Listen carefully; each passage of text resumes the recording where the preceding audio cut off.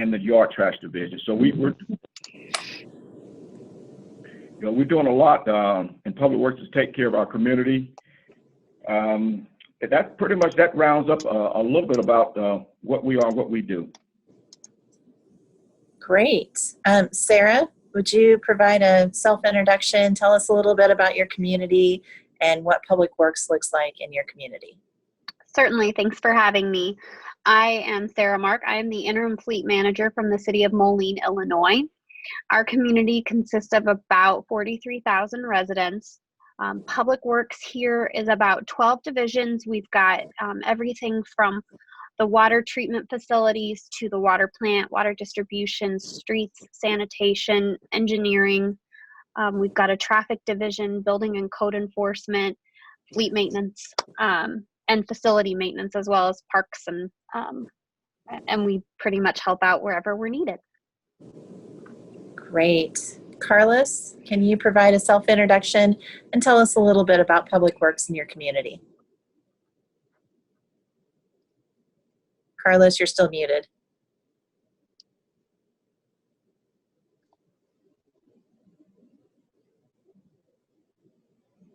Carlos, are you able to have audio on your device?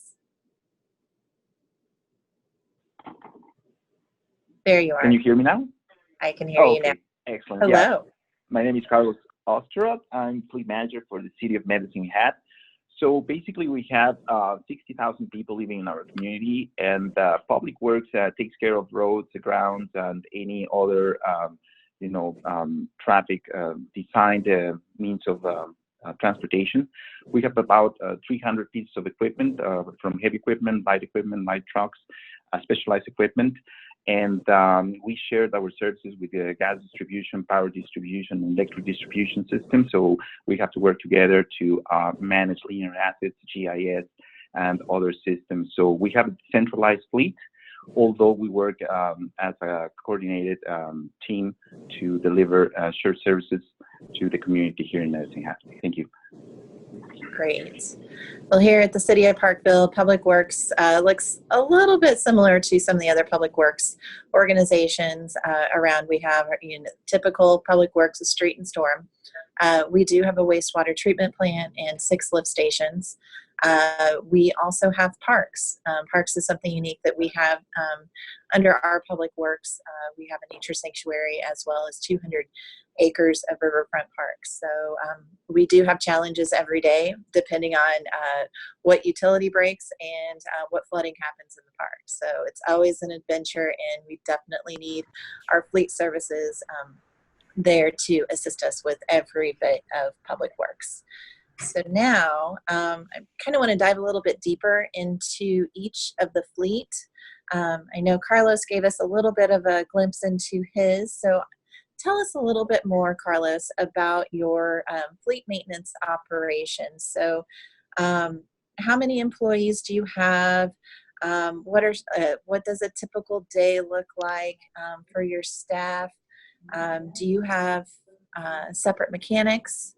So why don't we just start off with that, and then we can continue on with some of the other questions as we go along. So how many employees? What does a typical day look like for your staff? And do you have separate mechanics? You want to start us off? Yes, absolutely. So,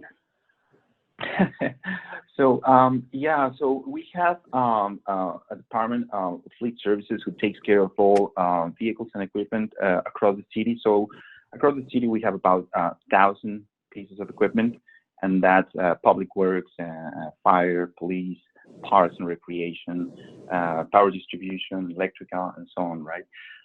Although the operations are managed by public works, usually the maintenance resides with fleet experts. So our fleet maintenance operations have heavy-duty mechanics, light-duty mechanics, and what we call dual ticket mechanics.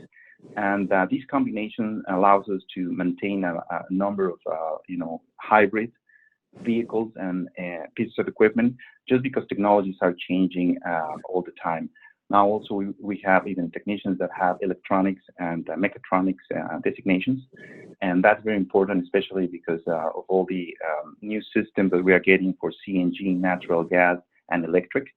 So we use them as would say, center of excellence to train others and train the trainer and share their expertise. So everyone has an understanding of the systems out there. I would say for public works and related equipment, it's our heavy duty mechanics who do most of the legwork, just because we have, you know, the specialized equipment, the excavators, the graders, and any other major equipment that is used in the maintenance of roads and grounds. So a typical day for most of our operators and mechanics usually starts at 7 in the morning. So they do their vehicle inspections, they identify any potential issues that they may encounter with their vehicles or equipment throughout the day. If that's the case, what they do is they just bring it to fleet services. In fleet services, they triage when we receive a piece of equipment, we do an inspection, we identify the potential concerns that the driver and operator may have, whether it's major or minor. That's how we decide on whether we just take it in, and then we do a repair or corrective action, or we just leave it as deferred maintenance in the case of minor mechanical issues. But most of the time, we are quite well coordinated. We have a preventive maintenance program in place, meaning that for heavy equipment and any commercial type of vehicle, we have specific timeframes when operators and departments need to bring their vehicles in. So then we can carry out our inspections, our maintenance. And of course, for newer pieces of equipment, we need to ensure that they meet any OEM requirements to prevent voiding warranties. So yeah, from 7 to 4, that's our usual hour of operation. We have as well after hours calls for emergencies, kind of like a AAA emergency calls. And most of the time we are quite busy. Priorities change across the year or throughout the year, just because in Medicine Hat we have hot weather during the summertime and cold weather during the winter. So the priorities may change depending on what's happening at the city and on weather. So during winter time, the priorities are public works related equipment, of course, fire and any police vehicles and equipment. But throughout the summer, just because we have other resources available to us, like contractors and vendors and service providers, we can delegate certain responsibilities to some of our business partners. But I would say, yeah, it's quite interesting to work in a small city, especially because of the different competencies and abilities that are required from staff, from management, supervisor, from operators, and from senior leadership to ensure that we provide service at, I would say, affordable cost. Great. Thank you so much, Carlos. Sarah, same question. How many employees do you have in your fleet? What are their typical duties for a day? And do you have separate mechanics? Gosh, that was a tough one to follow. So in the fleet maintenance division, we have 10 employees. That's going to include 8 mechanics, myself serving as doing the administrative work, as well as the interim fleet manager, and then a parts and service specialist who does a majority of our scheduling, and then he orders all of the parts for us. So a typical day for us, we have a split shift. So our first shift is going to be comprised of mechanic 2s who are going to take care of the higher level, more technical repairs that are needed during the day. And then our second shift is going to be our mechanic 1s and a crew leader. So what we do is we run our preventative maintenance schedule on after hours timelines so that we can take vehicles and service them and do all of our preventative maintenance work when they're not being utilized during the day. So it reduces the downtime for the vehicles. And then during the day, we're doing the more technical repairs. We have a lot of drive-ins. And so I'm sitting at my desk. I was going to turn it around. Maybe not. But during the day, our primary concern is going to be to address any vehicles that are coming in. So we give higher priority to frontline vehicles. So anything that's going to be first responders, police, anything that's being utilized. So for right now, we just had that derecho storm that came through. So picking up brush is really important. So we're making sure that all of our heavy equipment is being able to be utilized. So in case something breaks down or needs, a fill up, we're able to quickly reprioritize during the day. During the day, we also are very involved with making sure that our fuel island is up and running. So I'm the fuel island administrator, so we make sure that everything is available. We don't ever really have any downtime, but that's another thing that we keep track of during the day. We do most of our own in-house repairs with the exception of body work. We also are not able to do any glass work, and whenever we have issues with radiators, we do outsource that, but otherwise we're doing a bulk of our electrical work in-house. We do total overhauls. We replace the engines, we replace transmissions. And like I said, most of that's going to be done by our mechanic twos during the day. Wow. Okay, so I'm going to start sending all of my stuff over to Sarah, and she could just service everything. Yeah, send it on down. Wow, and I really enjoyed the visual tour of the facility too. So maybe sometime for a future program, if we're going to be quarantined for a little bit longer, it would be nice to have a little video tour of the facility. So I tried to turn it around. I couldn't figure it out. well, we'll work on that for the next program. Thanks. So Richard, same question for you. How many employees do you have in fleet? What does a typical day look like in your organization? And tell us a little bit more about, do you have separate mechanics? And how do you do third-party maintenance? Yeah, so here in Valdosta, we have approximately 15 employees. We have a maintenance manager, a coordinator, and a supply technician. And we also have service technicians, maintenance 1 technicians, and maintenance 2s. We handle everything from basic servicing to heavy maintenance, rebuilding engines, transmissions, and we're doing about 98% of everything that comes through our door. So we only outsource probably about 2% of our maintenance. Anything that we try to do everything in-house. We have a maintenance shop that handles the majority of all of our welding and our small pieces of equipment. We're running about 380 pieces of on-road equipment, everything from garbage trucks to police cars. And just like Sarah was saying, we base our priority on what's hot, our first responders, and making sure that we get the sanitation, completing that sanitation requirement.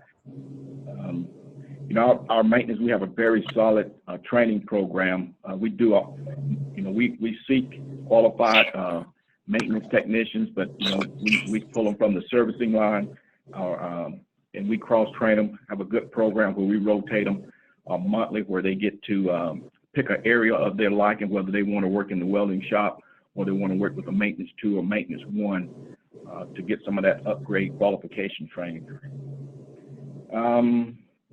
A typical day, it starts out at 7 o'clock. We have a schedule. That coordinator builds the schedule, scheduling all of our service technicians, bringing the vehicles in for that scheduled maintenance. The unscheduled maintenance, that could happen at any time. We have on-call, and then we have, we have the capability of sending out mechanics while the vehicles are out if we have a breakdown out in the city. So we have that capability also. Okay, great. Thank you, Richard. Just as a comparison, I'm a tiny city in comparison to all 3 of those organizations. We actually don't have a separate fleet services. And I'll probably refer to them as my guys. It's an endearing term, but my guys, I've got a total of 10 people that typically are out there in the vehicles and everything. They service their own vehicles. So whenever it comes to oil changes, tire rotations, minor maintenance, we take care of that in-house. But we send a lot of it out to, shops if it's a transmission issue or something like that. So we use some of the local mechanics here in town to take care of a lot of that additional services that are above and beyond the, everyday stuff.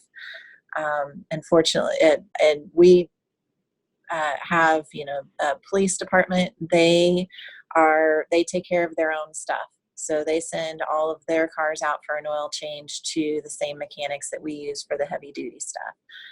we just don't have the volume of staff. We don't have the amount of money in our budget to throw at this. So we try to do what we can with what we've got. So just kind of a comparison of a small city versus a very, very tiny city that we are. So thank you guys very much. I'd like to focus a little bit more on the money side of things, on the budget. So I kind of want to, I'm going to keep going in the similar order. So Richard, you're going to get the first one. How much do you have in your fleet budget for the year? You want to kind of step through your budget a little bit more, give us some of the highlights of anything that's noteworthy from your fleet budget, and how much do you spend annually for new equipment out of that budget? So focus in on what's the maintenance side of things, and then maybe what you get for your new capital. So if you can kind of cover the money side of things, that would be great. Yeah, we programmed this fiscal year 5.4 million. About 3 million for vehicles,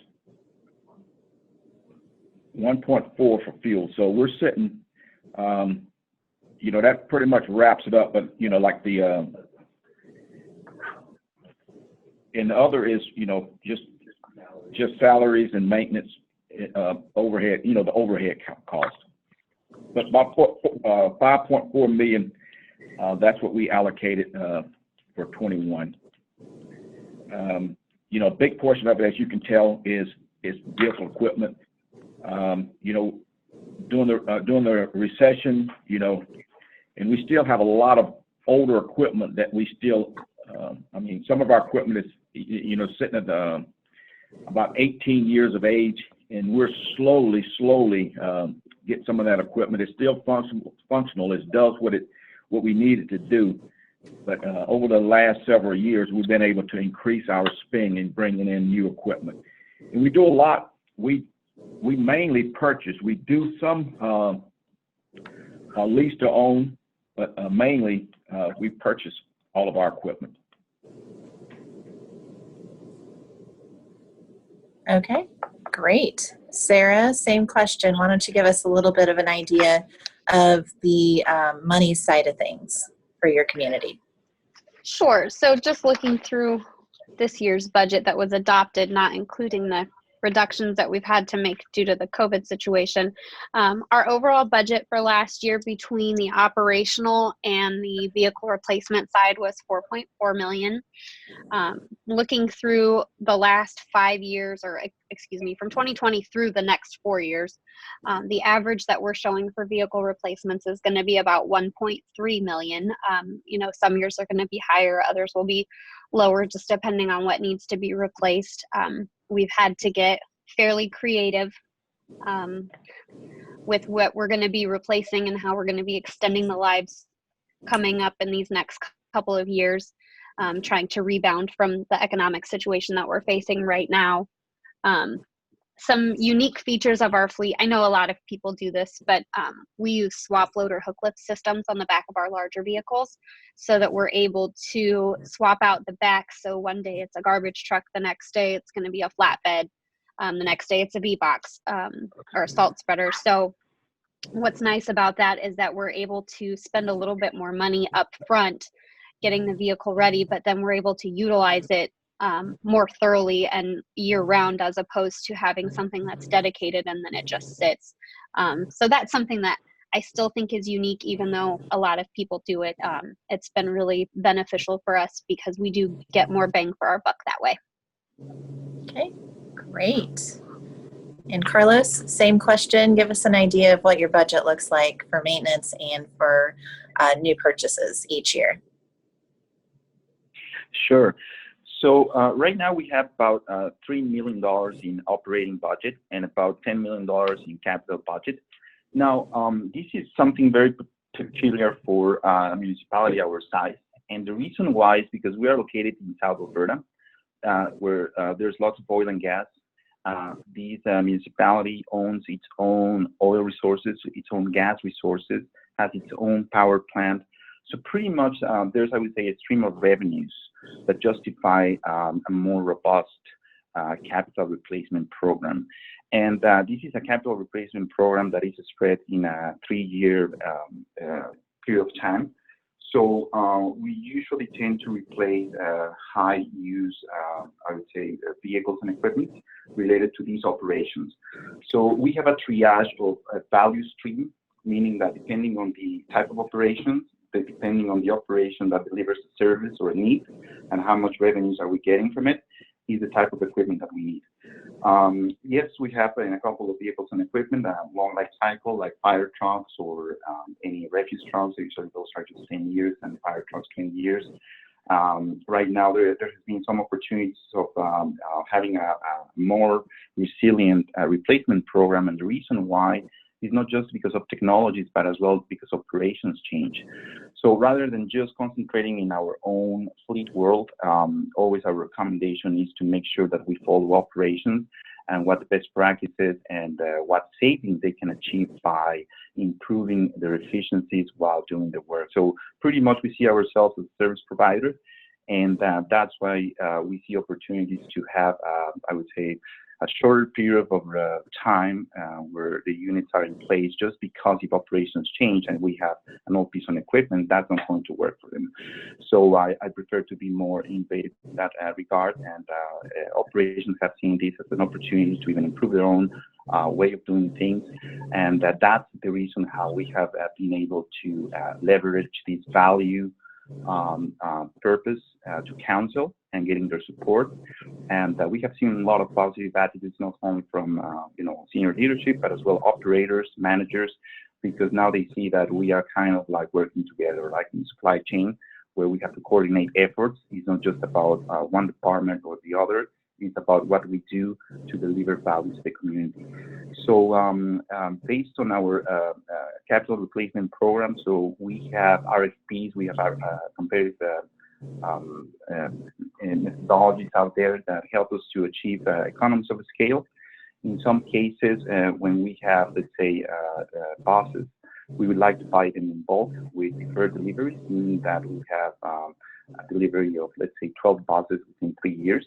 So we can maintain certain competencies, we can divest our old inventory, and we can maximize the time and use of all the assets.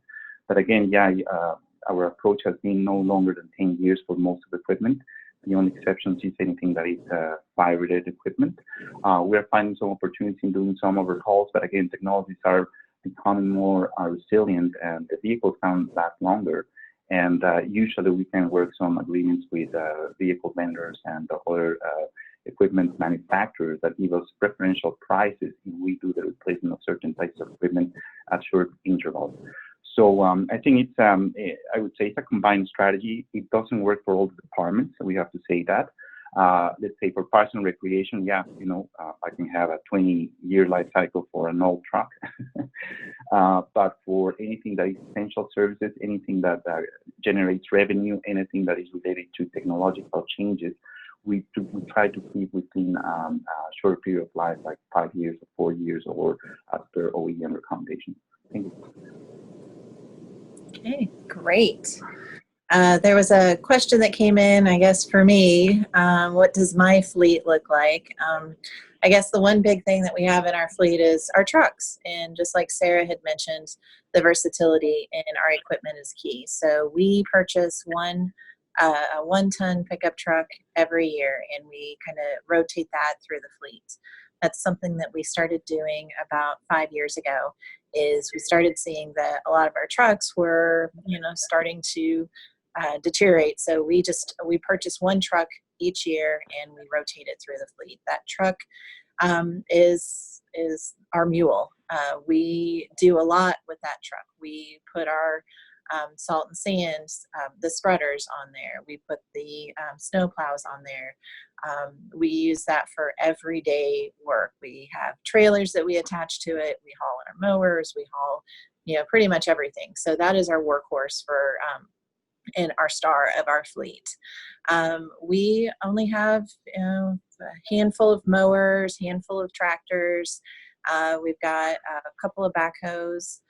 We do have ball fields that we maintain in our parks, so we do have to have ball field groomers and that kind of thing. And actually, some of the other stars of our fleet are gators.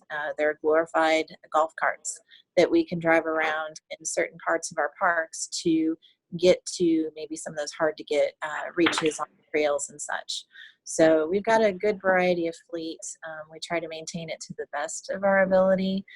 We know what our limitations are, and we try to subcontract those out as much as we can. There was somebody wanted to have Sarah, if you could elaborate on some of the creative ideas that you guys have implemented beyond that, flexibility with your fleet, which I love that you guys can get so much out of the individual pieces of equipment. But can you kind of expand on some of the creative ideas? Sure. So I'll give you a couple quick examples. I'm actually going through my budget right now, trying to look at what can be extended and what we might be able to refurbish as opposed to replace, because like many places, we don't have the luxury of being able to spend our full anticipated budget. So what we have done is we found a couple of our old Rangers that were in serious need of some body work. They had a lot of rust damage, but the actual cab and it ran great. It was just the rust was getting so bad that the back end was literally falling off of it. So we had a gentleman from engineering come over and help us draw up some plans, and we turned two Rangers and one F-150 into flatbeds with stakes on the side, so that they just became a truck that we could still use because the truck itself was still in good shape. We were able to keep it well maintained, and we were able to add some life to that vehicle by putting on a flatbed on the back with those stake sides. So those trucks got an extra 5 years. So that was great because all three of them were scheduled for replacement this year, and I know I wouldn't be able to take that to council and get that approved. Another thing that we found was that quite a few of our V boxes that are stainless steel were scheduled for replacement this year. As opposed to replacing the entire box, we found that it was really just the frames that were starting to show their age as far as rotting and the rust coming through. So we have a very talented, we're very fortunate, very talented mechanic who's great with welding.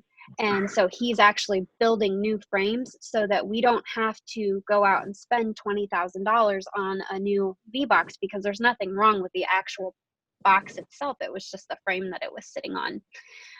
Another thing that we are doing this year is we are going to be reusing the squad cars that we've just taken out of service. We have 21 2013 Ford Interceptor utilities that were replaced this year.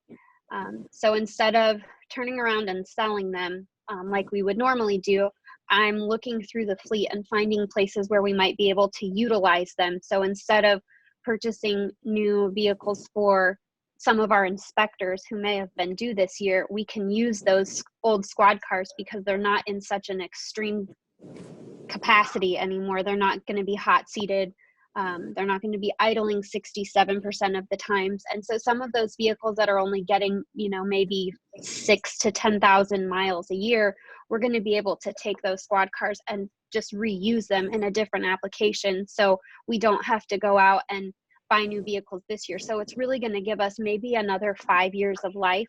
So we can try to let our budgets kind of settle down and see how it goes over the next couple of years instead of having to rush out and replace things all at once. Great. Yeah, I know we needed to purchase and replace a ball field groomer that was impacted by the flood last year. So instead of buying a specific piece of equipment that would only be a ball field groomer, we worked with the manufacturer or the vendor, and we ended up getting a Gator utility vehicle that we could use pretty much all day, every day. And we purchased that with a ball field groomer attachment, so that we had the attachment whenever we needed to do the ball field grooming a couple of times a week, but we would have the utility vehicle that we could use every day. And we actually saved money by purchasing it that way instead of getting a larger ball field groomer. And my guys have had a lot of great success with that new ball field groomer. It's got more, it just handles better than a typical ball field groomer. So that was a good way for us to save some money, get something out of it. You know, we were able to turn that in on our insurance because of the flooding, and get something more out of it that we could use every day. Something else that we do is we strategically wait to do any of our trade-ins with our trucks, and we do that at the end of October, right ahead of snow season. And we take our oldest salt spreader and our oldest snow blade, and we put those on that truck.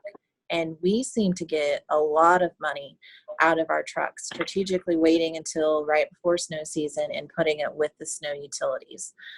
So that has really helped us out. We've got a question here from Vic about the most challenging issue for fleet professionals dealing with COVID. So, Richard, we haven't heard from you in a while, so I'm going to let you start off with this question. What kinds of accommodations have you had to make because of COVID?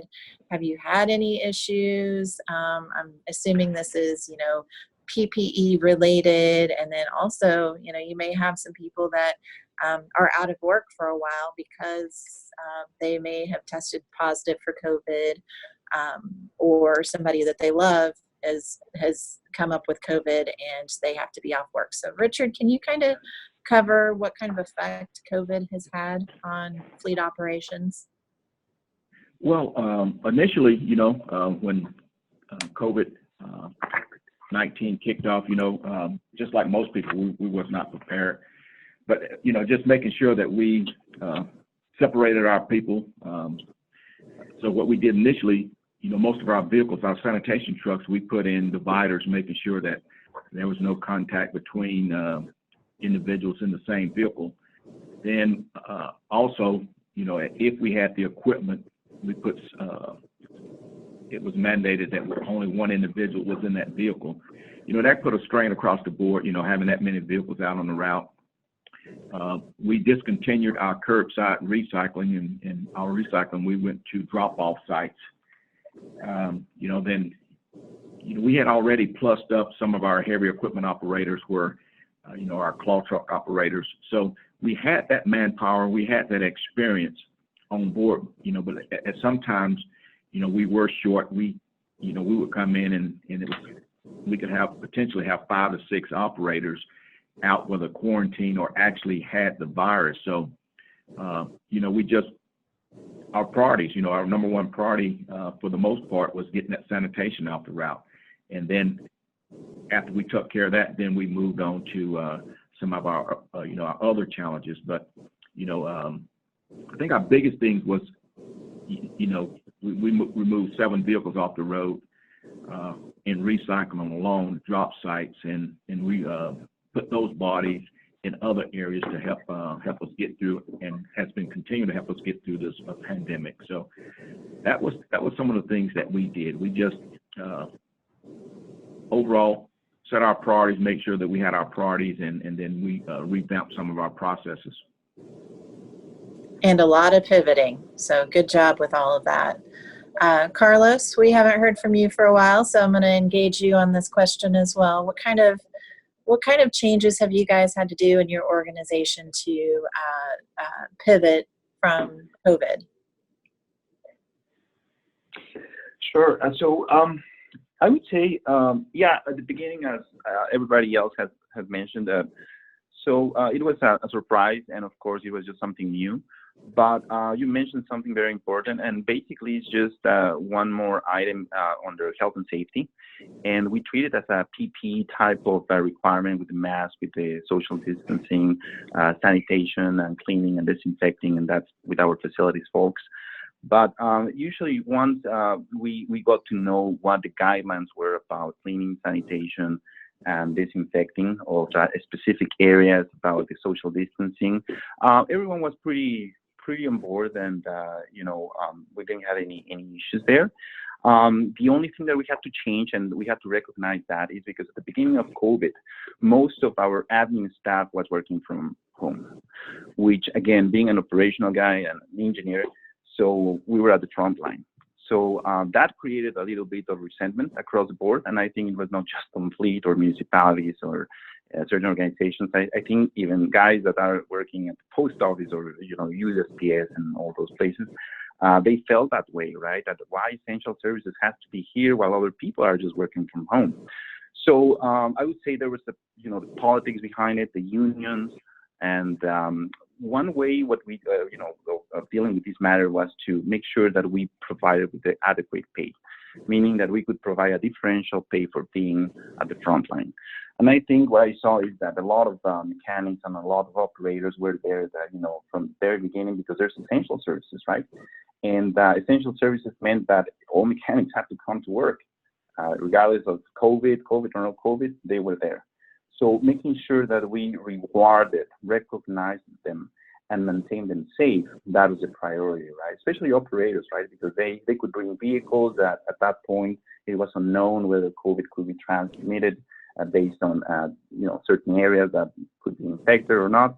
So there was a lot of anxiety about that. But eventually, when we get to learn more about it, that's when even the mechanics, they usually work in a tough environment with hazardous materials, oils, and so on, right? But the point here is that we decided to recognize them, pay them well, make sure that their job was recognized for being there at the front line, and making sure that we balance the requirements of admin staff that was just staying at home. And sorry to say that, but I think that's something that even now, still we do that, right? Some staff still, they work from home. They just said that it's unsafe to come to work, and we are asking the question, really? So we have been here since day one. Nothing has happened to us. Just, something that we have to mention, no COVID cases in where we work. But on the other hand, some other people, they are just trying to extend this COVID leave just for other reasons, right? So the politics kick in, and, to one way to make sure that union staff is, I would say, maintain not only safe, but as well being motivated is to ensure that at least, you provide them with the right insurance, medical insurance. In some cases, we have to even give them 2 weeks just in case they were feeling, with some of the symptoms. Again, no cases, but again, it was some personal feeling. So we provided a 2 weeks leave. We as well provided other types of insurance to make sure that people would just have all the support needed if they were essential. So I hope other organizations did the same thing, but I know that in some other government institutions, they don't have that. They don't even have coverage through the health insurance, and pretty much if they were lucky to get 2 weeks, that was the most. And again, we don't know if there's going to be any more COVID-20 or 21, but now we have the SOPs, we have the process in place, and we are ready to respond to anything that comes to us. Great. And Sarah, same question. What kinds of things have you guys had to do in light of COVID-19 and work from home and all the PPE and everything? Sure. Well, previously, before I became the interim, I was the fleet and facilities maintenance coordinator. So I am essentially the only admin staff. I was authorized to work from home, but I felt like I needed to be here. So I never actually stayed and worked from home. One of the biggest, I guess, hurdles that we've had to overcome, obviously, aside from the PPE, we were kind of in the same situation as everybody. We just, it kind of came in and we weren't totally prepared. But the biggest issue that I've found has been the communication. We have, like I said, a first and second shift. So our first shift was coming in from 7 to 3, and our second shift was coming in from 2 to midnight. So there was that hour of overlap where, in case something had been started on days, then they could touch base, and then second shift could pick up on that same repair if they had the time. And so now we've split them even further to keep that distance. So we've found that we have to work a little bit harder to make sure that everybody is on the same page, and make sure that if somebody leaves off on something, that they leave really good notes, or that they make themselves available by phone so that they can walk the next person who's going to be touching that piece of equipment through where they left off and what still needs to be done. In addition to that, we've also found that the delay in getting parts and vehicles. We were supposed to have a new sewer jetter vac delivered, oh my gosh, in March. And so with all of the COVID, that had pushed it back to July. And then having the factories all get back up and running and getting their people back to get on the lines to be building things. Now we're not looking to see it until September sometime. So we've had a piece of equipment that we've needed to put into service since March that we haven't been able to get our hands on. And the same goes for being able to locate parts. Some places have been shut down. And so there's that backlog or that delay. And so it takes us a little bit longer to get certain repairs done because we're waiting on things, and it's the availability issue. So other than that, we've been able to get through it. But those have been the biggest things that I've seen outside of, obviously the PPE. Fortunately, throughout our entire city, we've only had 3 positive cases. So our facility staff has done a pretty good job keeping things clean, and everyone's really adhering to the guidelines, even if they don't like them. Great. Okay. So I'm going to go and touch on something that we talked about earlier was, the equipment and the purchase of new equipment. Can we expand a little bit more on that? And each of you tell me a little bit more about how you guys purchase your equipment. Give me an idea of what your purchasing policy is. Do you guys utilize some sort of cooperative arrangement? Do you guys rent, lease to own? What kinds of setups do you guys have for purchasing that might be unique?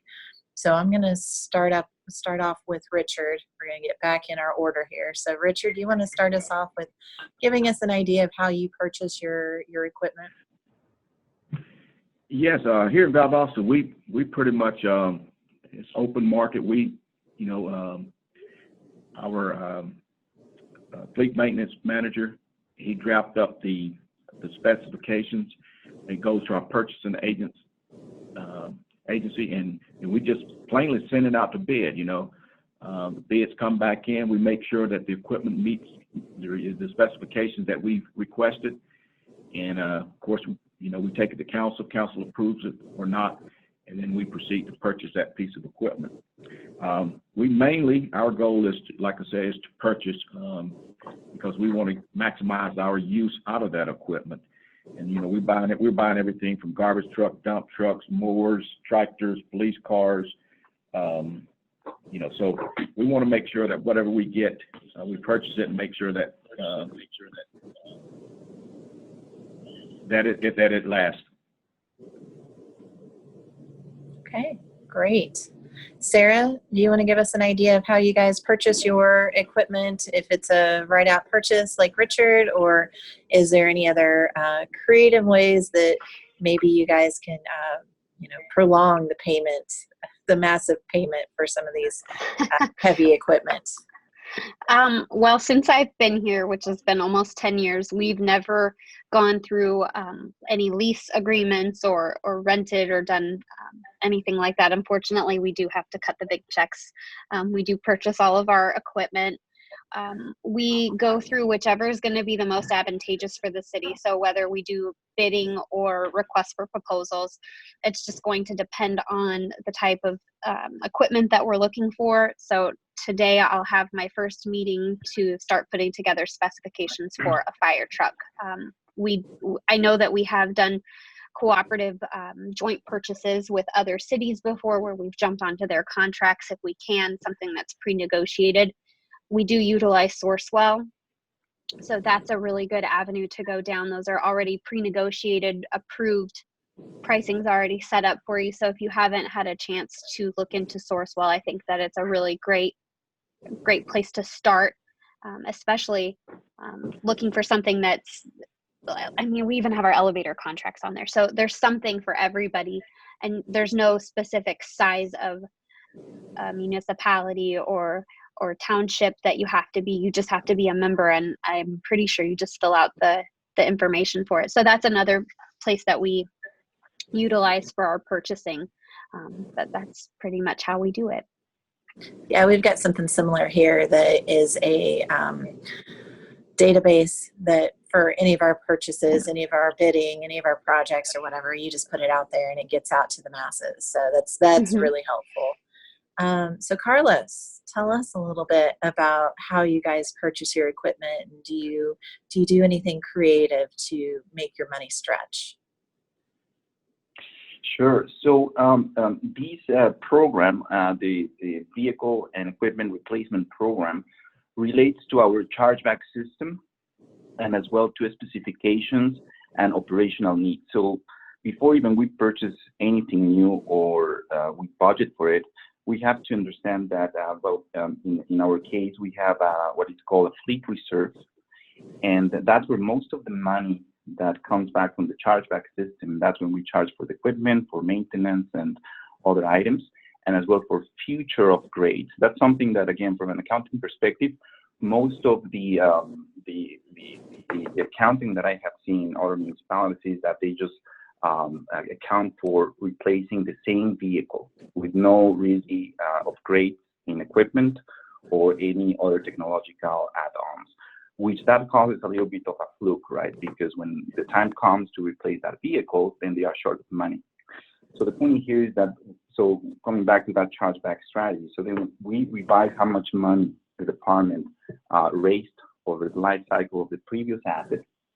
We evaluate their operations and their operational needs and requirements, and then we establish the specifications. Now, again, we specify not only for the present, but also for the future, meaning throughout the life cycle of the asset, whether it's going to be 5 years, 7 or 10 years or 20 years, wherever the asset is going to be, right? For a fire truck, we will try to see if we do it for 20 years, for a refuse truck, 7 years, and for other pieces of equipment, 5 years. And the reason why is that our vehicle and equipment has to match the operational plan of the department that is going to use it. That's something as well that many municipalities miss, because they just go with the accounting exercise of saying, okay, I have X amount of dollars and this is what I can afford. I would say I would challenge that approach, because then you will see, people will continue buying the same piece of equipment as what they had 5 or 10 or 20 years ago, without any improvement, without allowing operations to improve or better themselves. So once we have the right specifications that meet their operational business plan, that's when we use a combination of methodologies. Of course, the traditional RFP, request for proposals. We can go for tender. We can, I think in the US they call it IDD. So there's different ways that we can do it. But one of the most popular ways that we are now using is the negotiated RFP.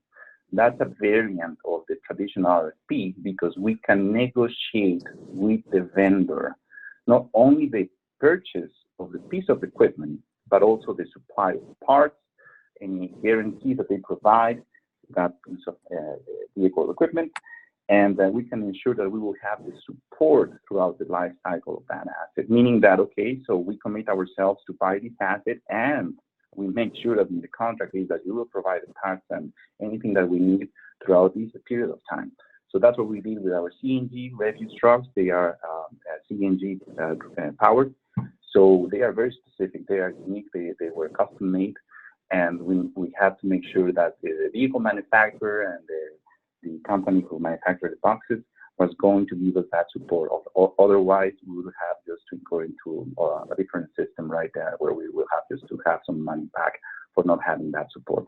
But that being said, so we negotiate with the vendors first, and then we go on tender and see if there's any other competitive proposal or bidder or company, so then we can have a transparent process. I think that's most important, having that transparency, especially when we have long-term contracts, and when we know that these vehicles will be in operation for some time.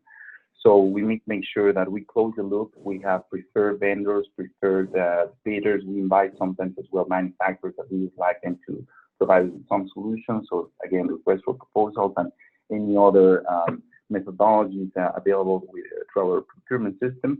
That's what we are currently using, just to ensure that we have more cost-effective, I would say, process that allows us to save some money. Especially because when we go with the volumes or economies of scale, that's when we can have some savings in the purchase of certain trucks. For instance, light duty trucks, we know that we will be buying 20 brand new trucks every year, and we know that in the period of 3 years, we will get 60 new units. So we can commit to buy 60 units and give us a better price than just buying one or two, right? So that's what we always negotiate. Something that is becoming more popular as well here in Alberta is having a regional purchase leverage type of strategy, where similar municipalities of the same size with similar requirements, they try to purchase similar pieces of equipment. Again, one size doesn't fit all. Again, we have the preference of our operators, our managers, and leaders. But as much as we can, we try to collaborate and buy in bulk. So rather than being just 20 excavators that our city needs, we can basically buy 100 that the whole province or state may require. So again, when we have a more robust process and system in place, that's when we can piggyback into those types of agreements and making sure that we create some cost savings to our operations. Okay, great. Well, here in Parkville, we do very similar to what everybody else does. We've got a very prescribed purchasing policy that we have to follow. But there are other avenues that we can look at, like the cooperative organizations here in the Kansas City area, and then also for the state of Missouri. So we keep an eye on what other people are doing near our community, and we try to piggyback wherever we can. Just wanted to touch on one last thing before we'll open it up for questions. What do you guys do for fuel? I know here we go to Quick Trip. We have a fuel card, we go to Quick Trip. Do you guys have your own fuel tanks that you have on site, or do you, how do you guys get your fuel for your different vehicles? So Sarah, why don't we start with you, since you showed us your operation already? Sure. So we have an on-site fueling station here that is managed and maintained by fleet maintenance staff. And when I need fuel, I actually call and get 2 quotes, and I have them quote me with all of the municipally required taxes included, and I get a cost per gallon out to the 3rd decimal point to make sure that I'm getting the absolute lowest cost, because just a fraction of a penny can make a difference when you're buying hundreds of gallons. So from our location, we dispense unleaded E85 and biodiesel. We use a B20 biodiesel, as well as CNG. Okay. Richard, how do you guys purchase your fuel? Well, we are bid out annually. So we contract out annually. We have our own facility that we provide fuel to the school system and other governmental agencies within the city. But we provide fuels to all our vehicles contracted out. We maintain all of the equipment, and each piece of equipment has a key. And it basically is billed to each department division, and pretty easy process. I mean, no issues, and like I said, get the best price, and we service thousands and thousands of gallons. So, okay, Carlos, can you describe how you purchase your fuel for your organization? Yeah, so I have created a fuel hedging strategy for the city. So meaning that we go for tender, but again, we allow different fuel providers to provide their best bid. But again, it's not only related to price. There's so many factors going around fuel, especially quality. So here's the deal: when we have kind of like lowest price, not meeting specs, what it ends happening is that we end receiving pure fuel that eventually is going to show up in our maintenance. It's going to show in the engines. It's going to show in many of our corrective maintenance work orders, that at the end of the day, we have to find out that it's fuel the cause of these issues. So that's why I would be very careful always going with the lowest price minimum spec, because, okay, just tell me what type of fuel are you going to sell me, 87, 89, 91, 94.